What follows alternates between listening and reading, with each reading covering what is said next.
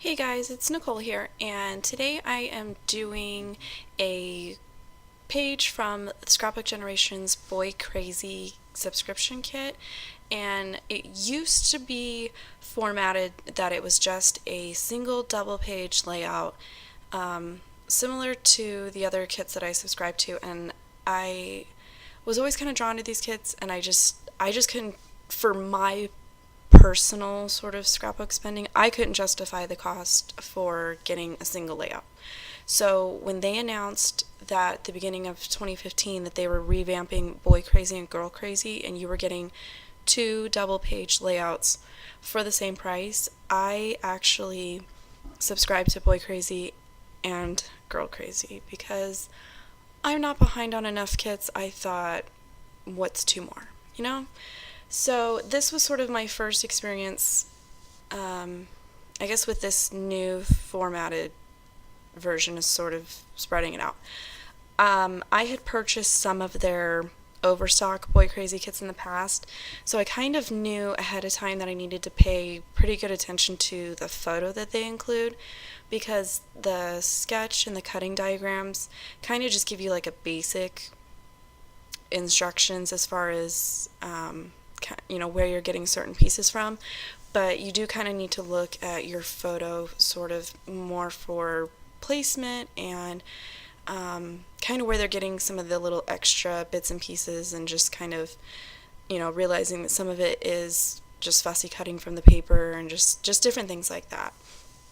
So that was pretty much what I was doing. Was I was just trimming down my papers and kind of going back and forth between the sketch and the photo, and just sort of getting things separated into two piles on my desk for the two separate layouts. And all of this is sort of it. All of the information for cutting the papers is on the sketch, and it's very detailed. And typically, you do end up with enough sort of paper and whatever embellishments are included that you really could get another double page or single page layout. You just need to add maybe cardstock or something for a background. So I'm just taking some brown distress ink and inking the edges of all of my pattern papers, and I went ahead and cut that out of the video just to kind of shorten the time. And I don't know, I do it on almost everything, so it's just me inking paper.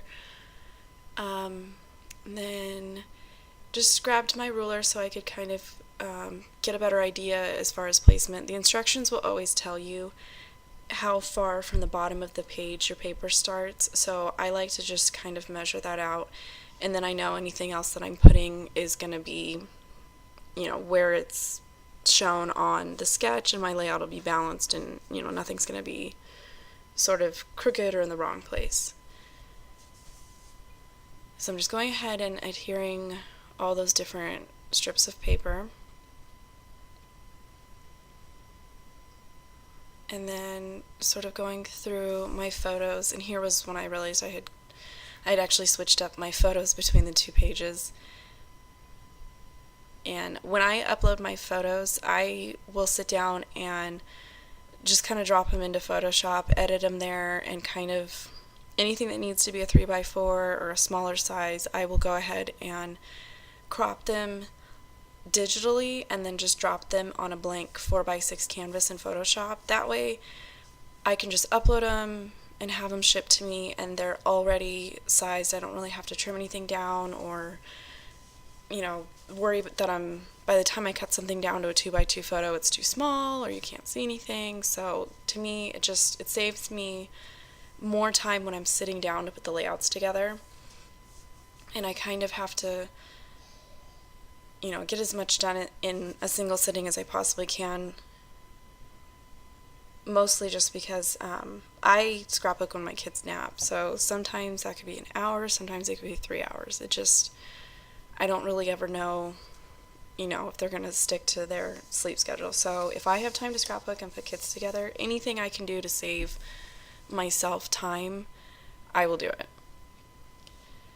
So here I just took that yellow paper, I believe was from a branding strip, which they had mentioned in the instructions that you need to just trim that extra little bit of paper apart, cut it into banners, and then that kind of becomes part of your, embellishment pieces on the layout. And then these stickers were included, and it's just one of those 6x12 sticker sheets that matched these papers. And I believe the papers are Adornit, I want to say. It wasn't a brand that I typically buy, so it wasn't something that I knew of ahead of time, but I thought that they were cute, and I was pretty quick to find photos that I felt matched. So definitely wasn't disappointed in, the first month, because this is January 2015's kit. So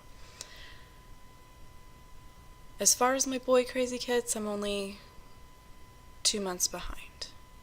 I think I don't have March's kit yet, so I'm almost caught up on those. Don't ask me how many Super Saver kits I'm behind, because that's a lot, and they'll be coming. So here I've moved on to the right page, and it's just sort of this, collaged sort of jumble of photos and cut aparts from the pattern paper. And I'm just kind of putting those down, and anywhere that I kind of see that things aren't necessarily like perfectly cut or perfectly sized, I will just kind of cover up anything that's too big and like tuck it underneath, just so that it looks a little neater and I don't have to worry about going back and, trimming anything.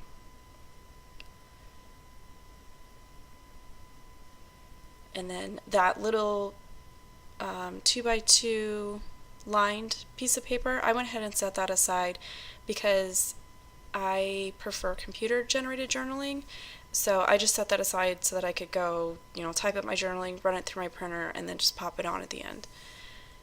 And typically I do like to add just a little something to these, but I was finding that sequins wasn't going to work. I wasn't really liking enamel dots, and I don't know, I just was kind of like, for this particular page, I just decided I was going to leave it sort of as is, how the example was shown.